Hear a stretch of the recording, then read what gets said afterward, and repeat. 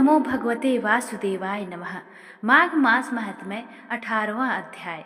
श्री वशिष्ठ ऋषि बोले, हे राजन, मैंने तुम्हें दत्तात्रेय भगवान द्वारा प्रतिपादित माघ मास का महात्म्य सुना दिया। अब माघ स्नान के महान फल को ध्यान पूर्वक सुनो। माघ मास में किया गया स्नान समस्त यज्ञों, व्रतों और तपस्याओं के फल के समान फलदायक होता है। जो मनुष्य माघ मास में स्नान करता है वह स्वयं तो स्वर्ग को प्राप्त होता है, साथ ही अपने माता पिता दोनों के कुलों का भी उद्धार करता है।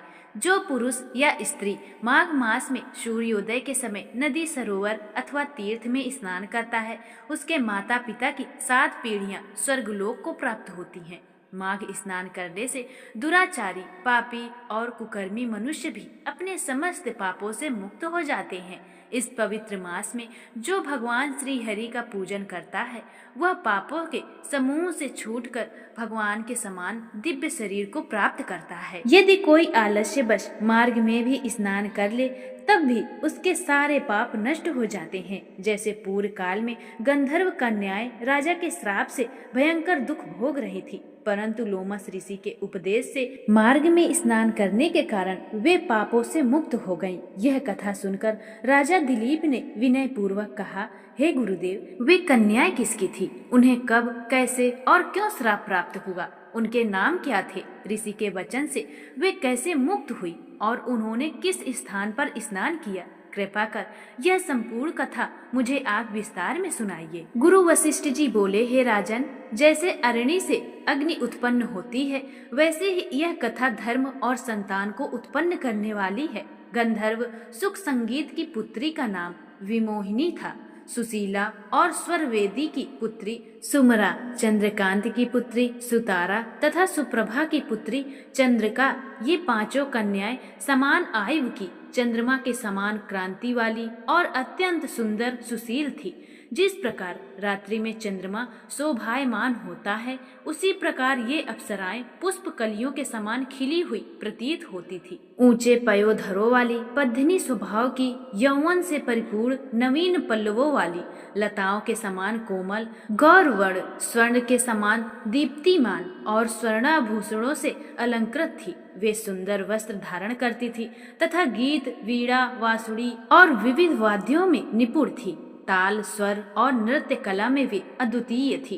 इस प्रकार वे कन्याएं कुबेर के लोक में क्रीड़ा करती रहती थी। एक बार कौतूहलवश माघ मास में एक वन में दूसरे वन से विचरण करती हुई वे मंदिर के पुष्प तोड़कर एक सरोवर पर गौरी पूजन हेतु पहुंची। उन्होंने स्वच्छ जल से स्नान किया, वस्त्र धारण किया और मौन रहकर बालू मिट्टी से गौरी माता की प्रतिमा बनाई। चंदन, कपूर, कुमकुम और सुंदर कमलों से विधि पूर्वक पूजन कर वे 5 कन्याएं नृत्य करने लगी और ऊंचे गांधार स्वर में मधुर गीत गाने लगी। उसी समय अछोत नामक श्रेष्ठ तीर्थ में वेद निधि मुनि के पुत्र अग्नि ऋषि स्नान करने आए। वह युवा ऋषि अत्यंत सुंदर था। मुख कमल के समान, नेत्र विशाल, वक्ष स्थल चौड़ा, भुजाएं बलशाली और कामदेव के समान तेजस्वी, शिखा सहित दंड धारण किए, मृग चर्म ओढ़े और यगोप पीत से शोभित थे। उन्हें देखते ही वे 5 कन्याएं मोहित हो गई।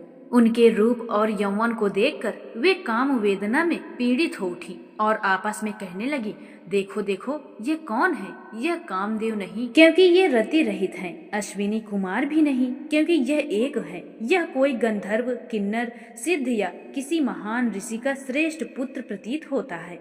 जो भी हो, ब्रह्मा ने इसे हमारे लिए ही रचा है। जैसे पूर्व कर्म से धन मिलता है, वैसे ही गौरी माता ने हम कुमारियों को यह उत्तम वर दिया है।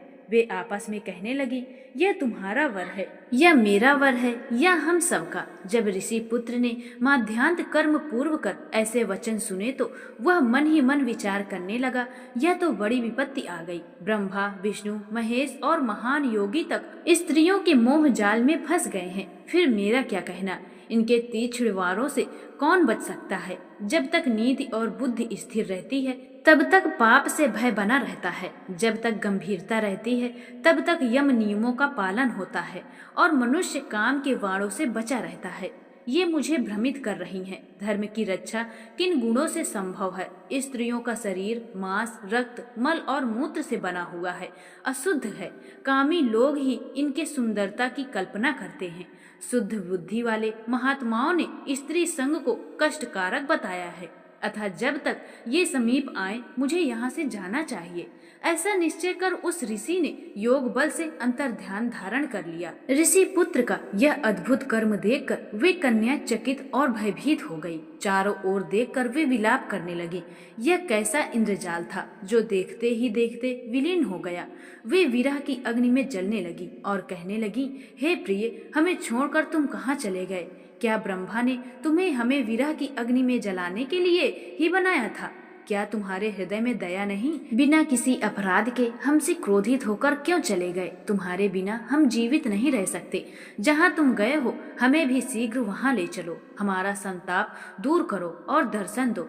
सज्जन कभी किसी का विनाश नहीं देखते। ओम नमो भगवते वासुदेवाय नमः। माघ मास महात्म्य 18वां अध्याय यही समाप्त होता है।